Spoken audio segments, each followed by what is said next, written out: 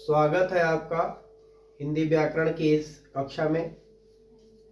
आज हम लोग बात करेंगे संज्ञा प्रकरण की। नए प्रकरण की शुरुआत करें इसके पहले पिछले की पुनरावृत्ति बहुत जरूरी होती है। तो हमने 4 लाइन में आपको पुनरावृत्ति समझाने का प्रयास किया है, वो ध्यान से सुनेंगे। तत्पश्चात हम लोग आगे संज्ञा प्रकरण की बात करेंगे। पुनरावृत्ति शब्द विचार या शब्दार्थ प्रकरण। शब्द स्रोत अनुसार भेद सुन ओ अन्वेषी।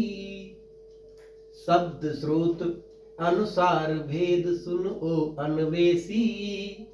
तत्सम तद्भव देशज चौथे शब्द विदेशी।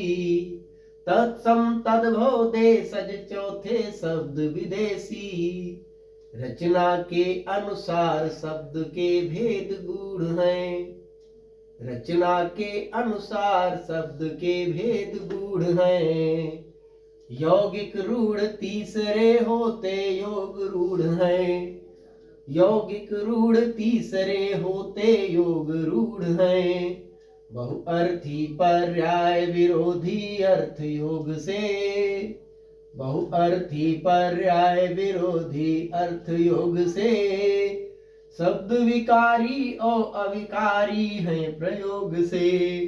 शब्द विकारी और अविकारी हैं प्रयोग से। तो ये तो हो गया हमारा पुनरावृत्ति। जैसे शब्द जो हमने जो चर्चा की थी, शब्द स्रोत के अनुसार भेद सुन ओ अन्वेषी। अब यहाँ पर कैसे स्रोत के अनुसार शब्द कितने प्रकार के हैं? तत्सम तद्भव देशज और विदेशज। फिर रचना के आधार पर शब्द के भेद कितने हैं? 3 हैं, यौगिक रूढ़ और योग रूढ़। और बहुअर्थी पर्याय विरोधी अर्थ योग से। अब अर्थ के आधार पर बहुअर्थी पर्यायवाची और ये आपके विलोम शब्द विरोधी। अब है शब्द विकारी और अविकारी हैं प्रयोग से, और प्रयोग के आधार पर विकारी और अविकारी हैं। तो ये हमारा पिछला प्रकरण जो हम लोगों ने पिछले 4 वीडियो में समझा है, और उसको हमने कोशिश की है 4 लाइन में पिरोने की। अब हम बात करते हैं संज्ञा प्रकरण की। संज्ञा प्रकरण की शुरुआत करें तो फिर हम चाहते हैं कि इसको भी गेय शैली में ही हम लोग शुरुआत करें, ताकि इस प्रकरण को भी हम आसानी से बहुत कम शब्दों में आत्मसात कर पाए। तो ध्यान देंगे। शब्द नाम का बोध कराए वो मित्रों संज्ञा कहलाए। शब्द नाम का बोध कराए वो मित्रों संज्ञा कहलाए। जाति वर्ग का बोध कराए। जाति वर्ग का बोध कराए।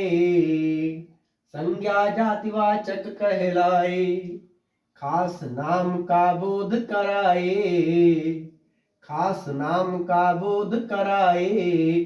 संज्ञा व्यक्तिवाचक कहलाए। भाव और गुण का बोध कराए। भाव और गुण का बोध कराए। संज्ञा भाववाचक कहलाए। द्रव्य पदार्थ का बोध कराए। द्रव्य पदार्थ का बोध कराए। संज्ञा द्रव्यवाचक कहलाए। जो समूह का बोध कराए। जो समूह का बोध कराए। संज्ञा समूहवाचक कहलाए। संज्ञा समूहवाचक कहलाए। शब्द नाम का बोध कराए वह मित्रों संज्ञा कहलाए।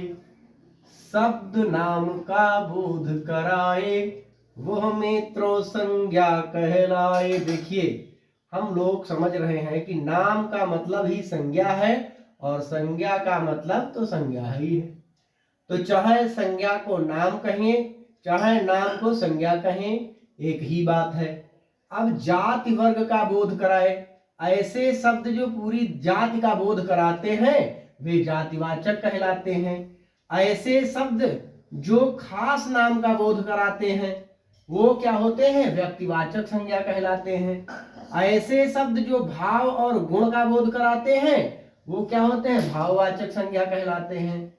ऐसे शब्द जो द्रव्य पदार्थ का बोध कराते हैं वे द्रव्यवाचक संज्ञा कहलाते हैं। ऐसे शब्द जो समूह का बोध कराते हैं वे समूहवाचक संज्ञा कहलाते हैं। बहुत आसान है। देखिए, केवल 4 लाइन में आपके सामने पूरा जवाब आ गया। संज्ञा कितने प्रकार की है? संज्ञा को मुख्य रूप से 3 भागों में बांटा गया, लेकिन हम लोगों ने चर्चा पांचों की कर ली है। जातिवाचक और व्यक्तिवाचक और भाववाचक, उसके बाद में एक है द्रव्यवाचक और दूसरा है समूहवाचक।